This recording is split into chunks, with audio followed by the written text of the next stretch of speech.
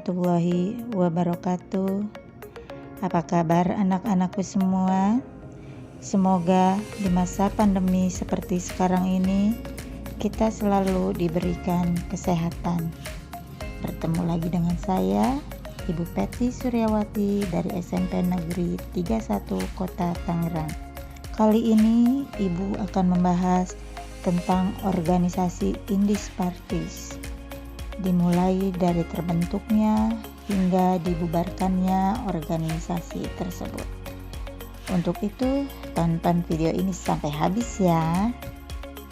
Indis Partis merupakan organisasi yang anggotanya terdiri dari orang-orang Indo dengan pribumi. Organisasi ini didirikan pada tanggal 25 Desember 1912 oleh Douwes Dekker. Dalam mendirikan organisasi Indis Partis ini, Douwes Dekker bekerja sama dengan Cipto Mangunkusumo dan Suwardi Suryaningrat. Dan ketiga tokoh ini lebih dikenal dengan nama Tiga Serangkai. Partai ini menyatakan bahwa nasionalisme merupakan hal yang sangat penting dan harus diperjuangkan.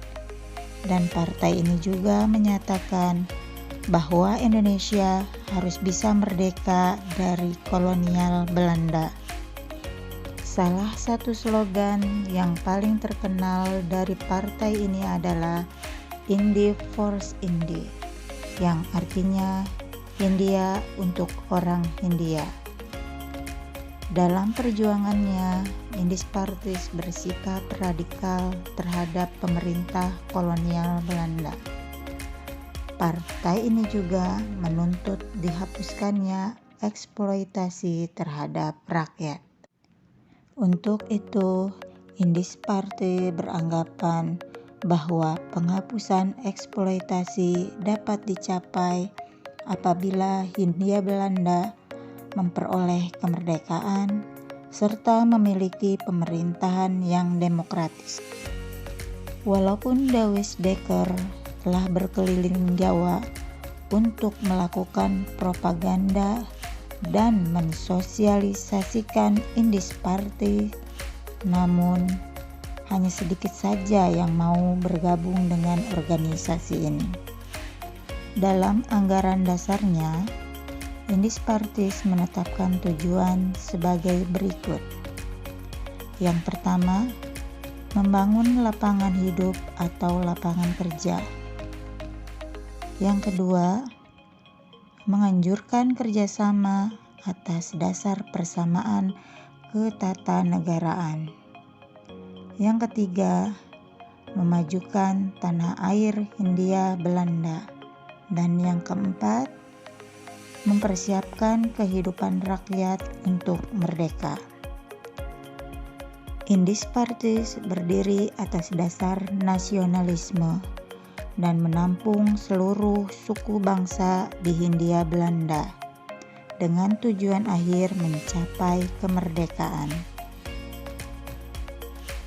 Paham kebangsaan yang dimiliki oleh Indis Partis kemudian diadopsi dan dikembangkan oleh partai-partai lainnya seperti Perhimpunan Indonesia dan Partai Nasional Indonesia atau PNI.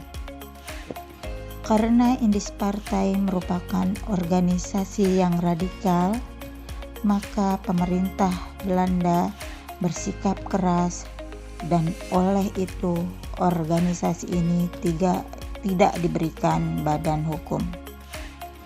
Sikap pemerintah kolonial Belanda semakin keras terhadap partai ini, terutama setelah Suwardi Suryaningrat menulis artikel pada surat kabar The Express yang berjudul Als ik een Nederlander was, yang artinya andaikan aku seorang Belanda.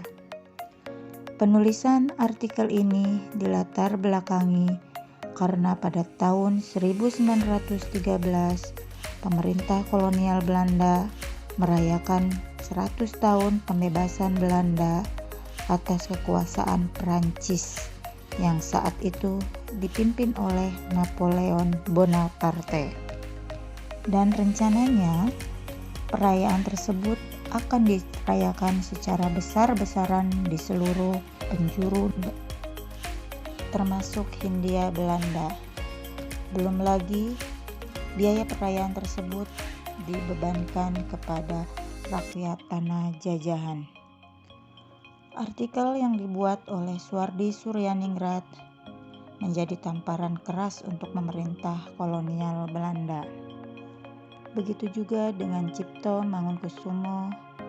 Dia menulis artikel yang berjudul Crack of Face, yang artinya kekuatan atau ketakutan. Dengan terbitnya kedua artikel tersebut, maka kedua tokoh tersebut akhirnya ditangkap. Dengan ditangkapnya dua rekannya, akhirnya Dawis Dekker pun menulis artikel yang berjudul On the Helder, Cipto Mangunkusumo and Suwardi Suryaningrat, yang artinya pahlawan kita, Cipto Mangunkusumo dan Suwardi Suryaningrat.